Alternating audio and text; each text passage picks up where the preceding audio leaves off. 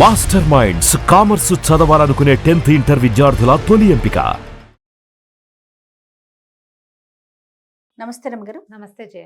రమగారు, ఎట్లా అనిపిస్తుంది అంటే ఎప్పుడు విముక్తి కలుగుతుంది నా జీవితానికి అనిపించేస్తూ ఉంటుందని కొన్ని సందర్భాల్లో కర్మల నుంచి జీవితం నుంచి పారిపోవాలనిపించేస్తుంది.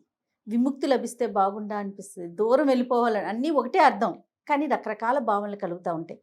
అసలు విముక్తి అనేది ఉంటుందా కర్మల నుంచి? మనం ఇప్పుడు చేసేవి, ఇంతకు ముందు చేసినవి, అంతకుముందు ఎప్పుడో చేసినవి మన వెనకాల పడతాయి జయ. తప్పదు. మనం మనిషి ఏజ్ పుట్టాక కొన్ని తప్పక చేయాలి, కొన్ని తప్పదు. సంసారంలో ఉన్నాం, అమ్మ నాన్న ఒకరికి అన్నారు పిల్లడిని, వాడిని పెంచాలా? వాడు ఏడ్చి మొత్తుకుంటాడు, ఆ ఏడుపు అనపాల. వాడికి ఆకలి, వాడికి అనారోగ్యం, వాడికి ఏదో వస్తుంది ప్రాబ్లం, కొంతమందికి బుద్ధిమాంద్యం వస్తుంది, ఆ పిల్లల్ని మోసుకోవాలి వీళ్ళే. అది లేదు, పిల్లాడు ఏదో అల్లరి గోవాల పొరపాట్లు వాడు చేసేవి, ఇబ్బందులు సబ్బందులు, ఏం మాంతాం? ఏది మానలేము. ముందుకెళ్ళే కొందుకి రకరకాలు మనం అనుకోనివి మనకు తెలిసి తెలియక చేసినవి, మనం ఏ సంబంధం లేకుండా మన నెత్తి మీద పడేవి, ఇవి నడుస్తూనే ఉంటాయి. ఇప్పుడు మనం అంటించుకునేవి, కొత్తగా కావాలని చేసుకునేవి, ఇది మన వెంట పడుతుందేమోనన్న భయం లేకుండా ఎన్నెన్నెన్నెన్నెన్నో చేసేస్తాం. అవన్నీ మన వెనకాల పడతాయి. కర్మల నుంచి తప్పించుకోవటం, చేసి తప్పించుకోవాలి చేయ. కర్మ ఏదో ఒక ప్రాబ్లం వచ్చింది, దీని నుంచి ఎట్లా తప్పించుకోవాలి అంటే అనుభవించాలి. దాన్ని అనుభవించాల్సిందే. మనం చేసుకున్న కర్మ మన నెత్తి మీద పడితే దాన్ని అనుభవించి తీర్చుకోవాలి.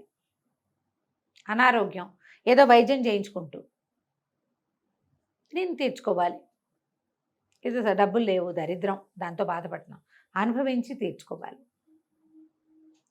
ఏదో ప్రాబ్లం వస్తుందని ఇక్కడ ఉంటే, ఇదేదో ప్రాబ్లం వస్తుంది, ఇంకో చోటకి వెళ్తే అక్కడ ఇంకోటి వస్తుంది, దాక్కున్న చోటకి దయ్యం వచ్చినట్టు అక్కడ ఇంకోటి వస్తుంది. ఇక్కడ ఏదో ప్రాబ్లం, దీన్ని నిలబడి ఎట్లా కొట్లా దీన్ని సాల్వ్ చేసుకో, పారిపోతే అక్కడ ఇంకొకటి వస్తుంది. ఇది అసంబద్ధంగా ఉన్నా కూడా ఇలా జరుగుతున్నాయి. మనం ఇప్పుడు కూడా చాలామంది పెళ్ళిళ్ళల్లో సమస్యలని డివోర్స్ తీసుకుంటున్నారు, ఇంకో పెళ్లి చేసుకుంటే అక్కడ ఇంకో ప్రాబ్లం వస్తుంది కదా.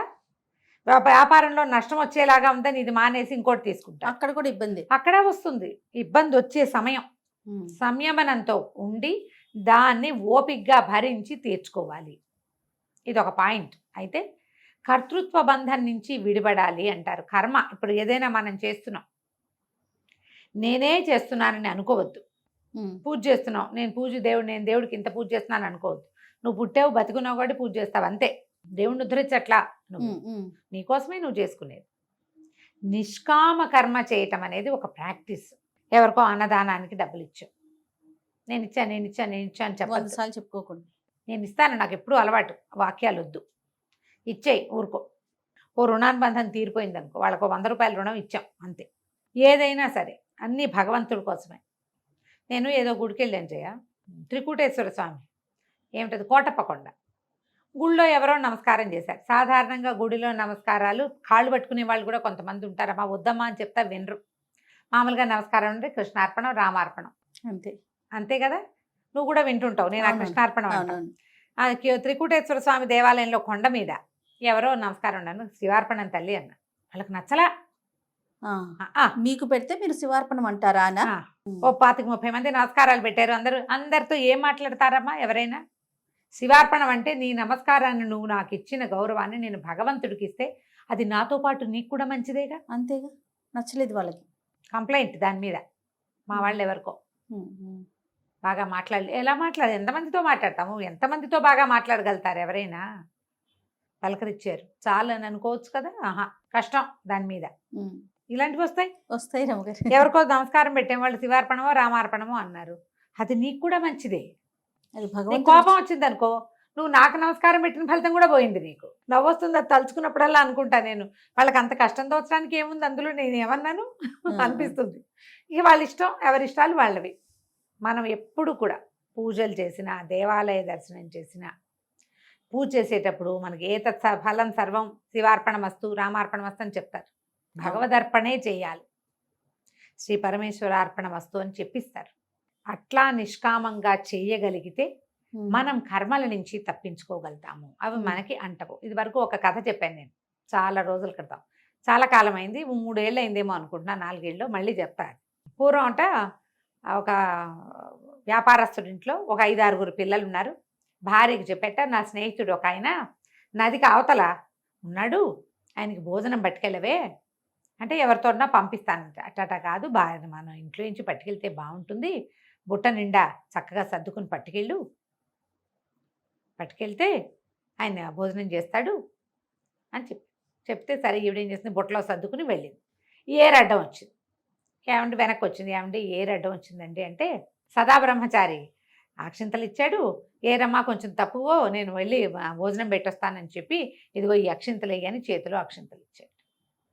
ఇవిడికి అర్థం కాలేదు, ఏదో చెప్పాడు కదా మొగుడని అవి పుచ్చుకుని వెళ్ళి ఏరు దగ్గర నుంచుని సదాబ్రహ్మచారి అక్షింతలు ఇచ్చాడు. ఏరమ్మా నువ్వు కనుక దారి ఇచ్చావంటే నేను వెళ్ళి భోజనం పెట్టొస్తాను, అతిథి సేవ చేసుకుంటాను అని అక్షింతలు నీటిలో వేసింది. ఆ ఏరిట పొంగుతున్న ఏరు కాస్త మెల్లిగా తగ్గిపోయింది. ఈవిడ నడిచి ఒటికాలతో నడిచి వెళ్ళిపోయేటట్టుగా అయిపోయింది. ఏరు దాటింది. అక్కడికి వెళ్తే ఆయన ఈవిడ బుట్ట నిండా ఒక 3 సరిపడా ఆహారం పట్టుకెళ్ళింది. బోళ్ళంత అన్నము, బూరెలు, గారెలు, పాయసము, సొజ్జప్పాలు లాంటివి, 2 రకాల కూరలు, పప్పు, 2 పచ్చళ్ళు, అంత రసము, పెరుగు, తర్వాత ఏమో చివరి తినటానికి పల్చటి పాయసము, చివరి తాగడానికి అన్ని గిన్నెల్లో సర్ది పట్టుకెళ్ళింది. చక్కగా అరిటాకు వేసి వడ్డిస్తే మొత్తం తినేశాడు ఆయన. గుండున్నటువంటి స్వామి సన్యాసి గారు తినేసేసి, అమ్మ మీ ఆయన అడిగాను నేను చెప్పమ్మా, మళ్ళీ ఇటు వచ్చినప్పుడు కనపడతాను అన్నాడు. ఈవిడ బుట్ట పుచ్చుకుని మళ్ళీ వెనక్కి వెళ్తే ఏరు అడ్డం వచ్చింది. వెనక్కి వచ్చి అయ్యగారు ఏరు అడ్డం వచ్చిందండి అన్నది. అంటే సరే ఆయన అన్నాడు, 2 అక్షింతలు చేతిలో పెట్టి, అమ్మాయి సదోపవాసి అక్షింతలు ఇచ్చాడు, ఏరమ్మ తొలగమంటే ఏరు తొలుగుతుందమ్మా అన్నాడు. ఈ అమ్మాయి పోయి ఆవిడ ఏం చేస్తే అక్షింతలు వేసి సదోపవాసి అక్షింతలు ఇచ్చాడు, ఏరమ్మ దారి తొలిగితే నేను ఇంటికి వెళ్ళిపోతానంటే ఏరు మళ్ళీ తగ్గిపోయింది. నడుచుకుంటూ ఇంటికి వచ్చేసింది. బుట్ట లోపలికి పట్టుకొస్తుంటే ఏమిటి వీళ్ళు చెప్పిన మాటలు, మా ఆయనేమో సదాబ్రహ్మచారి ఇచ్చాడు అంటాడు, నా మొగుడు, నాకు 5 పిల్లలు, నేను బుట్టడు అన్నం పట్టుకెళ్తే బుట్టడు ఖాళీ చేసినటువంటి ఆ స్వామీజీ ఏమో గుండు పిలక వేసుకుని సన్యాసి బట్టలు కట్టుకున్నాడు, ఆయనేమో సదోపవాసి, ఆయనేమో ఉపవాసి, సదా నా బొంద శుభ్రంగా తిన్నాడు కదా. అమ్మమ్మ ఇలాంటి మాటలతో నన్ను మోసం చేయడు కదా, ఏరెట్టా మోసపోయింది. నేనంటే పోనీ పిచ్చి బొందని, ఈయనకి పెళ్ళాను కాబట్టి, ఏదో ఆయన వెళ్ళే అతిథి కాబట్టి ఆయన చెప్పిన మాట నేను వినాలి. ఏరెట్లా విన్నది ఈ వీళ్ళ మాట, నాకు అర్థం కాల. బుట్ట పక్కన బారేసి కూర్చుంది మాట్లాడుకొని. భర్త వచ్చి ఏమీ అన్నం పెట్టొచ్చావా అన్నాడు. పెట్టొచ్చాను, నాకు అసలు అర్థం కావట్లేదు, నువ్వు 5 పిల్లల్ని కన్నావు, మళ్ళీ ఇప్పుడు నెలదప్పిందేమో అని అనుమానంగా ఉంది, నువ్వేమో బ్రహ్మచారివి, 3 మనుషులకు పట్టుకెళ్ళి అన్నావు ఏకద్దామని స్వాహా చేశాడు, ఆయనేమో సదోపవాసి అంటాడు, ఎటా ఇది పొసుగుతుంది అంటే ఆయన ఏం చెప్పాడంటే, వసే మా నాన్న నిన్నిచ్చి నాకు పెళ్లి చేశాడు, ధర్మ ప్రజా సంపత్త్యర్థమానికి మంత్రం చెప్పించాడు, ధర్మేచ కామేచ నా అర్ధేచ నాతిచరామి అని చెప్పించాడు. మంత్రానికి విలువ ఇవ్వాలా, మా నాన్న మాట విలువ ఇవ్వాలి, అందుకని నీతో కాపురం చేస్తాను, నీకు పిల్లలు పుడుతున్నారు. బాగుంది. నా కోసం కాదు ఇది, ఏం చెప్పబడిందో అది చేస్తున్నాను అంతే. నేను ఎప్పుడు బ్రహ్మచారినే, నేనేం నీ వెంటబడి చేసుకోవాలా, నువ్వు కాకుండా ఇంకొక చోటకి నేను వెళ్ళలా, కాబట్టి నేను బ్రహ్మచారిని. ఆయన ఎప్పటికి సంవత్సరం నుంచి అన్నమే తినలే. ఆయన ఎప్పుడు ఉపవాసం వింటాడు. నేను పంపించాను, నువ్వు ఒక స్త్రీ ముత్తైదు, తనకు అన్నం పట్టుకొచ్చింది, బిడ్డలు గడ్డ కళ్ళ తల్లిని తిన్నాడు, నీ కోసం తిన్నాడు కానీ ఆయన కోసం తినలే. ఆయనకు అన్నమక్కర్లా నీళ్ళక్కర్లా, హాయిగా ఉంటాడు. నువ్వు పెడితే తింటాడు, నువ్వు పెట్టకపోతే చచ్చినాడు. ఆయన ఏమన్నా అడిగాడా మన్ని? అడగలేదుగా. నేనేమి నీ వెంటపడలేదు, ఆయనేమి నీకు అన్నం పెట్టమనలేదు. అంచేత ఆయన ఉపవాసే, నేను బ్రహ్మచారిని అన్నాడు. ఆవిడ ఆశ్చర్యపోయింది. అట్లా ఉంటుందా అంది. ఉంటుంది, నిష్కామ కర్మ. అందుకే మా మాట ఏరుకు తెలుసు మా లోపల ఏముందో. ప్రకృతి చూస్తుంది కదా. అదేగా. ఇప్పుడు ఇందులో పాయింట్ ఏంటమ్మా, మన చుట్టూతా ఉన్నటువంటి ఎనర్జీ, యూనివర్స్, అది మనని చూస్తుంది. నువ్వు ఎవరికైనా చెప్పినా చెప్పపోయినా, ప్రజలకు తెలిసినా తెలిపోయినా నష్టం లేదు. నీ లోపల నువ్వు ఏమనుకుంటున్నావు అనేదే ఇంపార్టెంట్. వీళ్ళని ఉద్ధరించాను, వాళ్ళని ఇది చేశాను, వాళ్ళకి అది ఇచ్చాను, వాళ్ళు పైకి వచ్చారంటే నా వల్లే కాదు. ఇవన్నీ నీ కర్మల్ని పెంచుతాయి. ఏ కర్మలు నీకు అంటకూడదు, నీకున్న కర్మలు కూడా తగ్గాలి అంటే ఇతరులకి సహాయం చేయి. నా కర్మలు తగ్గడానికి ఇది చేశా అనద్దు.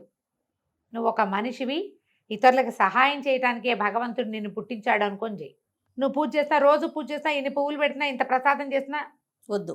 భగవంతుడు నిన్ను పుట్టించాడు, ఆయన కృతజ్ఞతగా ఆయన్ని పూజించడం నీ విధి. మనిషివి నువ్వు, జ్ఞానం ఉంది నీకు. నువ్వు 4 కాళ్ళ జంతువు కాదు, 2 కాళ్ళ జంతువు. నీకు బుద్ధిని పెట్టాడు. పూజ చేయాలని ఆస్థాన్ని పెట్టాడు, నీకు ఒక ఆధ్యాత్మిక ధోరణి పెట్టాడు, ఓ మంత్రం నేర్చుకునే నాలుకని పెట్టాడు, చేస్తున్నావు. చెయ్యి. అప్పుడు అన్నీ చేయలేం జయ ఇట్లా. ఉమ్. ఇది చెప్పడం సులువు, అవునవును. నిష్కామ కర్మని అవలంబించడం బహు కష్టం. కొన్ని చోట్లైనా మీరు అది నేర్చుకోవాలి. భగవద్గీత చెప్పింది కూడా ఇదే, నీ పని నువ్వు చెయ్యి, కర్మణ్యేవాధికారిస్తే మా ఫలేషు కదాచన అన్నాడు ఆయన. ఫలితం మీద నీకు ఎప్పుడూ అధికారం లేదు, ఉమ్. పని మాత్రమే. నువ్వు ఒక క్షత్రియుడివి, యుద్ధరంగంలో ఉన్నావు, యుద్ధం చేయాలి, ధర్మం కోసం యుద్ధం చేయి అంతే. వాడు చచ్చిపోతాడు, వీడు చచ్చిపోతాడు, వీడు నేనే చెప్పాను, నా వల్ల ఏమీ లేదు అందులో. ఇంకా నువ్వు చెయ్యాలి, చెయ్యి. మనం కూడా అప్పుడు మనం కర్మల నుంచి తప్పించుకోగలుగుతాం. తప్పించుకోవాలంటే ఇది మార్గం. నువ్వు దేవాలయ దర్శనం నిత్యం చెయ్యి. దేవాలయం ఉంది, అక్కడ శక్తి కేంద్రీకృతమై ఉంటుంది, భగవంతుడు అక్కడ కొలువై ఉంటాడు, ఆయన్ని చూడు అంతే. సహాయం చెయ్యి. సహాయం చేయడానికి నీ దగ్గర 10 రూపాయలు ఉన్నాయి, ఓ రూపాయి నువ్వు ఎవరికైనా ఇవ్వగలవు, ఇచ్చేయి. నేను రూపాయి ఇచ్చా అనుకోవద్దు, భగవంతుడు నాతో ఇప్పించాడు, నాకు ఇచ్చే శక్తి ఇచ్చాడు, ఇచ్చే బుద్ధిని ఇచ్చాడు భగవంతుడు. లేదు ఇప్పటిదాకా, ఇప్పుడే నేను తెచ్చుకుంటా, అది దేవుడు ఇచ్చిందే, అది నేను తెచ్చుకుంటాను, నువ్వు తెచ్చుకున్నట్టు కాదు, అది నీకు పుట్టించాడు భగవంతుడు, ఆయన ఇచ్చాడు. అది కూడా ఈ ధోరణితోటి ఉంటే మనం వీటి నుంచి తప్పించుకోగలుగుతాం. అసలు ఇవేవి లేవండి అంటే ఏమీ లేదు, మన విధానం అంతే. మన ఆలోచన విధానం కనుక ఇలా ఉంటే మనం బెటర్ హ్యూమన్ బీయింగ్గా ఉండగలుగుతాం.